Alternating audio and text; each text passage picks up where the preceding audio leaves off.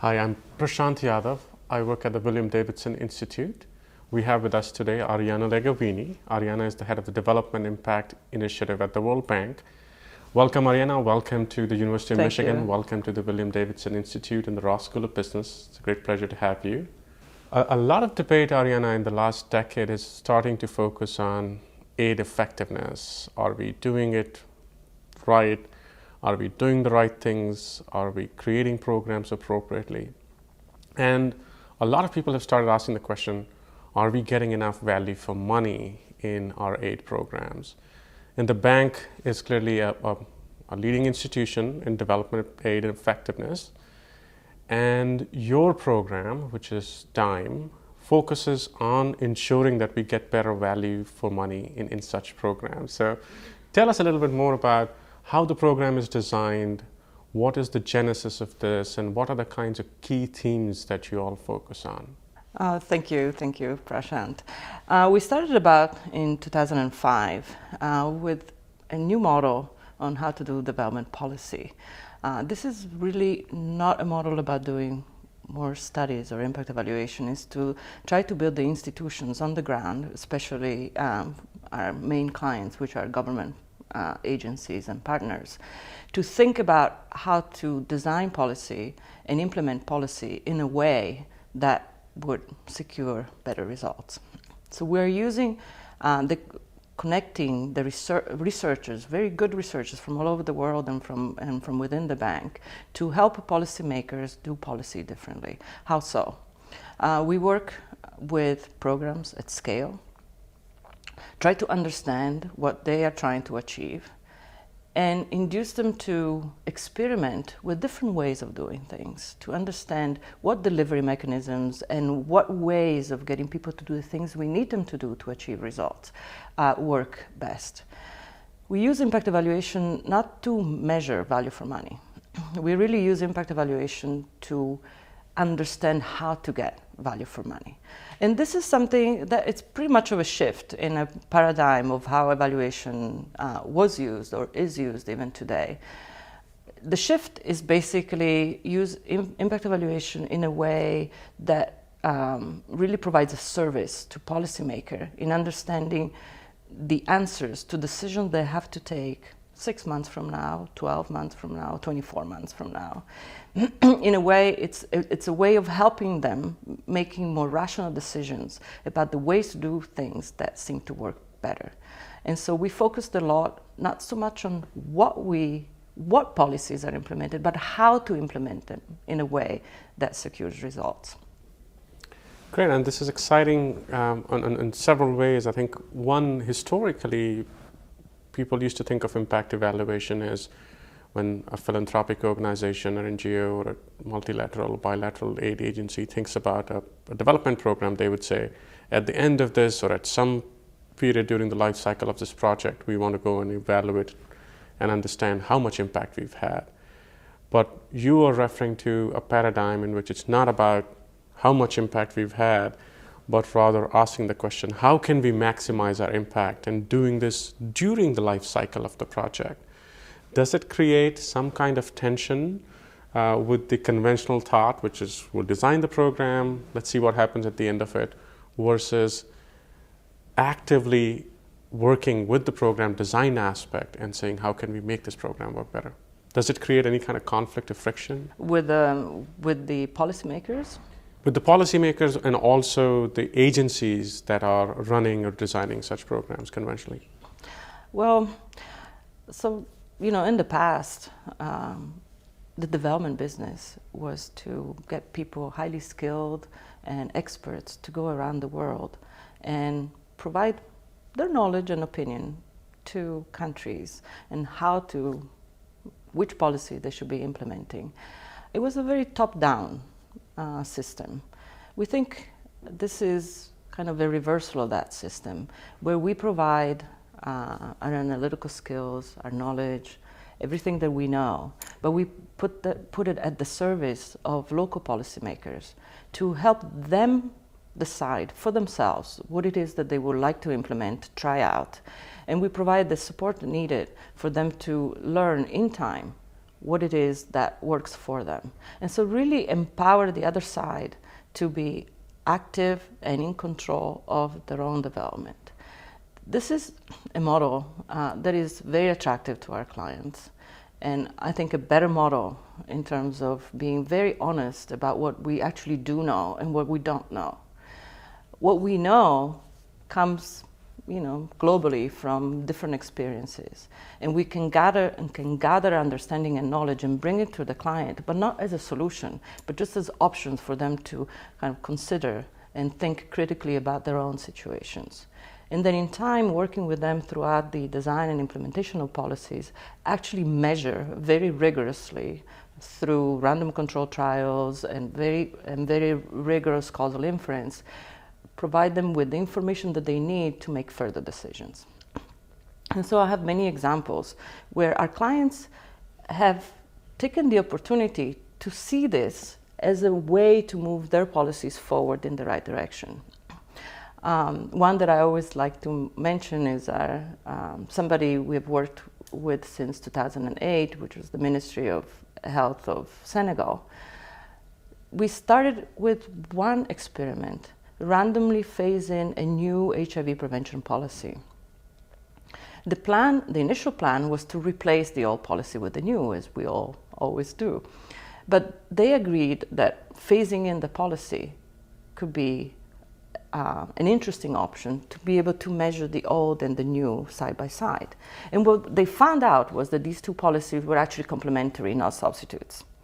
Now, this was a real ha-ha moment, a moment in which we understood together that there is value in experimentation. There is value in understanding what things are good and for what type of target population, and that we can combine, in this case, the two policies to get better results. This turned into a very good long-term collaboration with that ministry, and understanding and a different way for them to introduce innovation in policy, whether or not working with them. It turned today into a sector-wide collaboration, looking across all the different health programs to understand how to improve results across several fronts at the same time. Other examples include Brazil financial literacy, national strategy for financial literacy. What they call the 12 apostles of Brazil, the 12 major financial institutions, had gotten together to develop a national strategy on financial literacy to try to address the issues of low savings and investments in Brazil.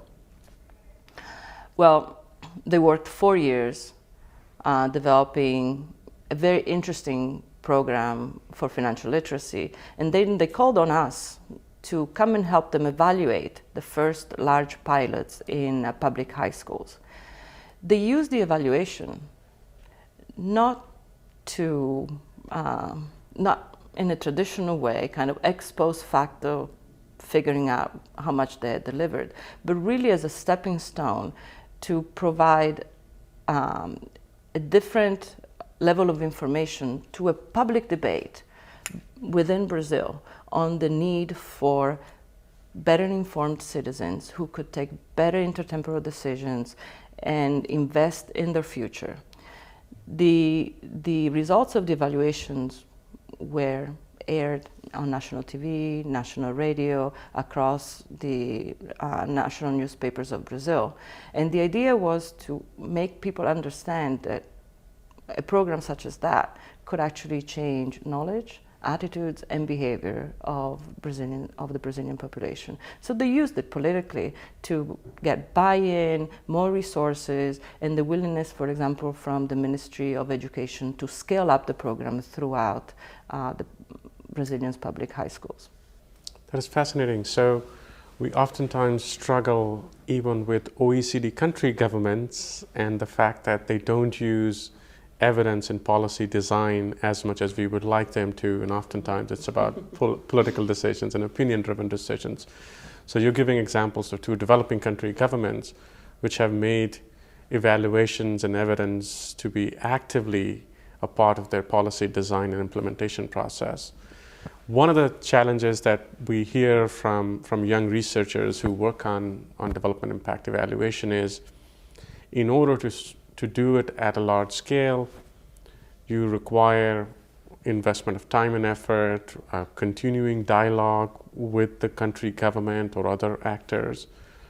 And then that's a very large investment of time for a young researcher. And if you do it at a smaller scale, then oftentimes we question whether this is the kind of intervention that has validity beyond the small setting in which it was designed.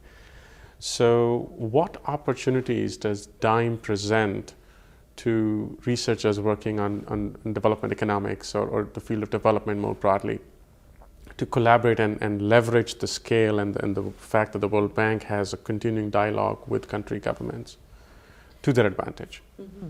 Yeah, so we think of ourselves really as a structure, as an enabling environment for researchers to do a different type of research that is very valuable, both at the level of policy relevance, providing real answers in real time to the policymaking process, but also to build knowledge and theory, economic theory about how things work and how to make them work. So we kind of bear the cost, so to speak, of keeping these structures going, the relationships with government. Of course, we are the World Bank and we're interested in institutional development. This is our bread and butter. We're interested in continuing the dialogue with the countries, with the ministries. We have a large infrastructure to do so through our operational departments, our regions. And ourselves, DIME, works through that structure to affect policy design and implementation.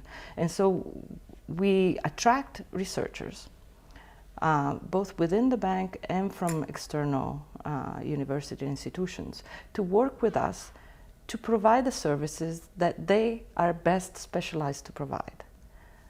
Their analytical abilities, their knowledge, and of the literature, and just their willingness to contribute and put themselves at the service of these large development policies.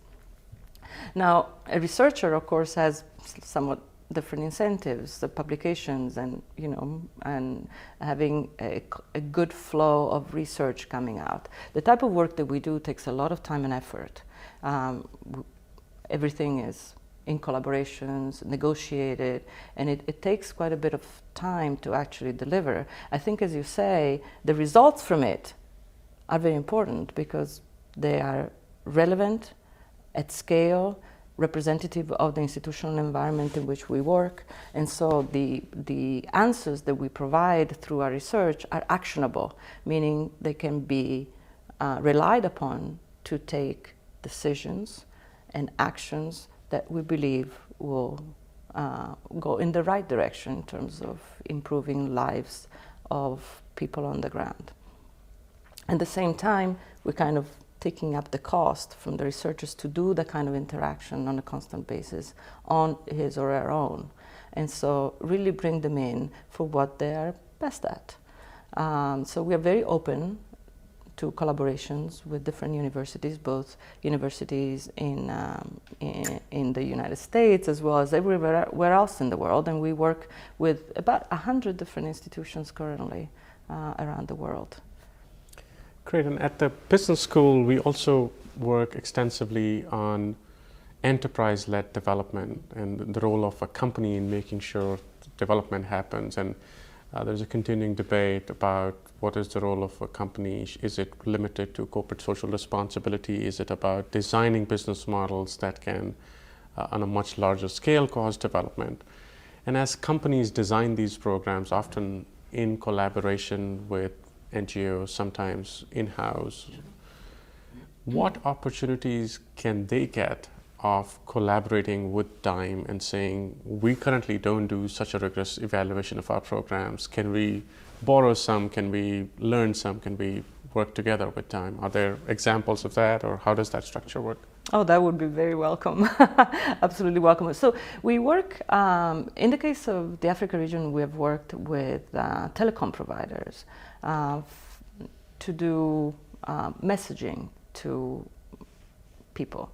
Messaging today, for example, in the Africa region, the connectivity through internet is still fairly low, but connectivity through phones has expanded with incredible speed. And so we found this to be a way to communicate with people that can be quite effective. And the local providers have been very willing to collaborate with us on public messaging.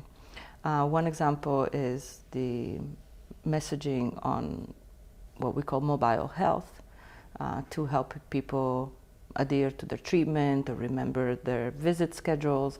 That seemed to be very helpful in increasing and improving health results. But we've also used it in the agricultural sector to communicate with farmers about market pricing, helping them develop a different marketing strategy for their products, or knowing things like input, when to plant or when to fertilize, etc. So this type of partnerships have been quite interesting. But we also are open to different models where private sectors could come in and work with us on the development of specific ideas, and we will be available to design the impact evaluations associated with the ideas to show how much those ideas actually deliver on the ground. So once you evaluate a given project or a given program, and you have some questions that you're asking about the policy in the design itself, presumably you learn things that you believe are going to apply not just to that project but at a much wider scale. So how does that knowledge get captured and disseminated so that people who are designing something similar don't have to then make that investment again and again, so that they can just learn from what you've discovered or what you've found and say, we will design it this way? Is there a dissemination platform? Is there a standard method of how that knowledge gets spread to both within the World Bank but also to outside stakeholders? So let me take that question in two parts. The first part is, traditional evaluations was evaluating policies and programs. And because policies and programs are so specific to an environment and a context, it's always been very difficult to generalize those results to different countries or different settings. Now, the type of evaluations we do, though, have two component parts, right? One is to evaluate the programs as a whole, but the other is to evaluate mechanisms and issues of implementation, the how of things, looking, as I mentioned, looking at things like people's behavior.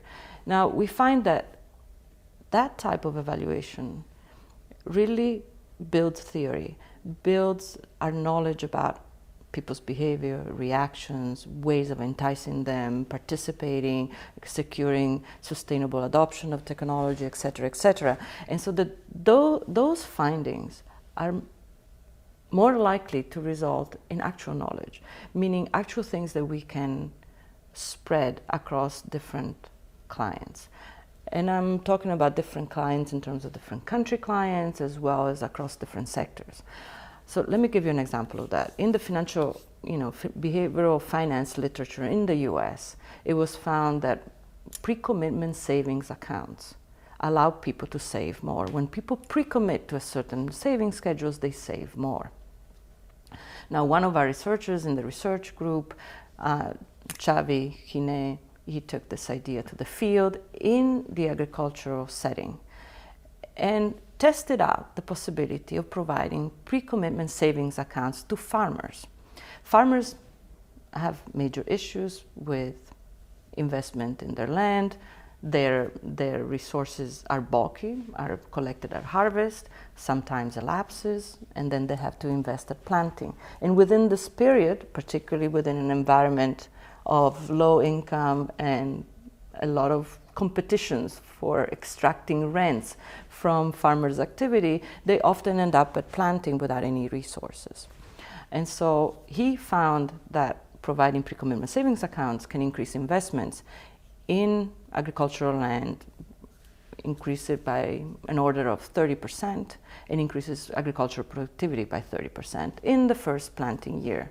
So if you start compounding that year by year, you would see that it is easily envisionable that, would have a positive upward spiral in productivity, actually reduce poverty. When we presented this result to the Rwandan Ministry of Agriculture, it sold immediately. Within 2 weeks after presenting this result to them, they had an experiment set up with our help across different agricultural communities, using a financial NGO, delivering a pre-commitment savings account to the farmers during harvest. Now, we're still waiting for the results of that experiment, but just to say, this is how we are spreading information from one sector to a different sector, from one country to a different country. We run communities of practices. These communities of practices meet regularly in large events, cross-country events, usually based on a particular themes, say agriculture and food security, or education and youth, or health, etc.